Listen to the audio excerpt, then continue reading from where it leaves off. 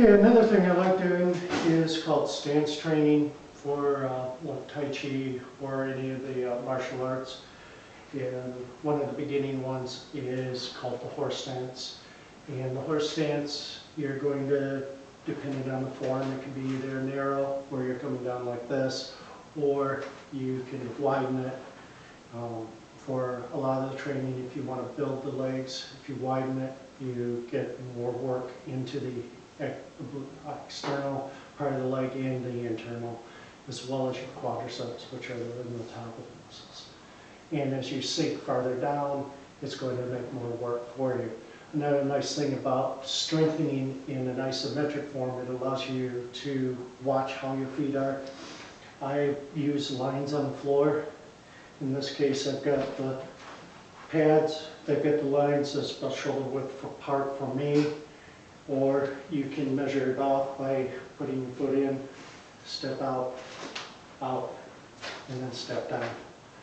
And as you strengthen, you'll also be increasing your flexibility, and you can combine the two into one, such as when I'm doing the horse stance, I can pulse it. It makes it strengthening, but it's also opening up the area here. You need to make sure that you keep your knees outward. If you roll them in, you can injure your legs and put more pressure on your knees. That's why you want to drive the force of the squat or horse stance in this case down into the foot. And you're going to sit back into the heels of your feet. You'll feel the weight going down into the heels if you keep your back straight and butt tucked under. In this case, from the side view, it would look like this.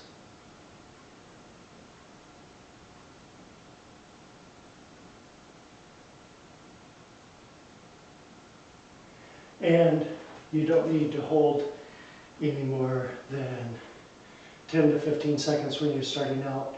And as you build, you'll build up to longer time periods. The people that in the ancient times, when they wanted to actually get instruction in martial arts, would have to hold it up to 30 minutes. And that's the basic horse stance. Now, another horse stance is called the side horse stance.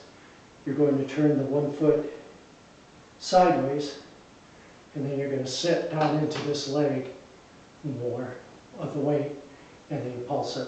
And that will work more the inside of the leg here. And you're doing the same type of work as you were before. And then you can rotate and do the other side.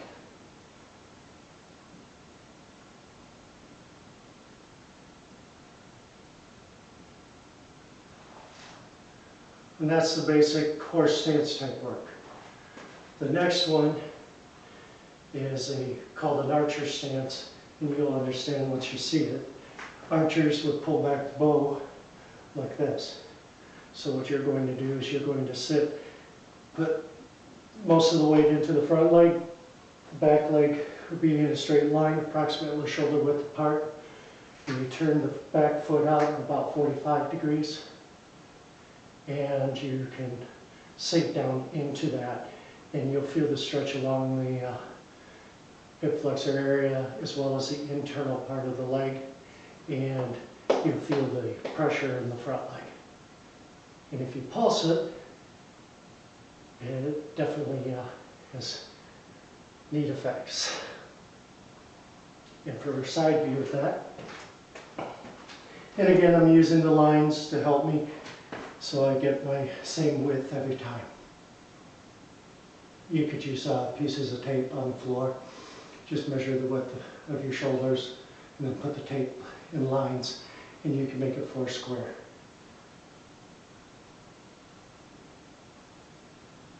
Make sure that you keep your body turned towards the front, or you won't get the full effect.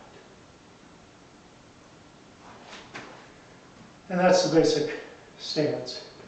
For training like a one-legged squat, another stance is called a false stance. You put no weight in the front leg. You can lift it up and down. So over here a little bit, give you a better view. So I'm sitting into the back leg. This one you'll find more difficult the deeper you go, because you're putting all the weight into one leg. This will probably be the shortest hold time for those who haven't done this before. Make sure you pivot so that your hips and everything are still in a straight line. And your knee should be over your foot, should not bend over the toes, but be sitting back into it. And it's not that easy.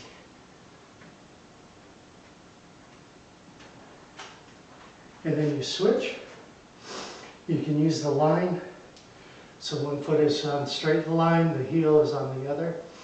And then you sink back, turn your hips, and you'll feel the weight go down into the quadricep. You should feel the weight right in here, not in your knee.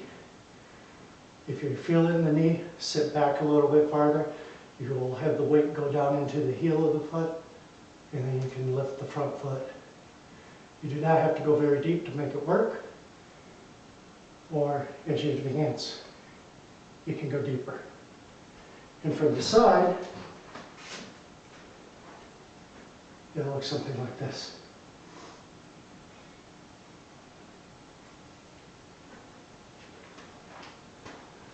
Those are three of the basics, and that'll give you a good starting for working the legs and building up the hip and also control of the whole core, because by keeping your body upright, you engage the core and will help you with all your daily movements. So when you're picking something up, you'll be able to do a squat, pull it right up, and that type of thing.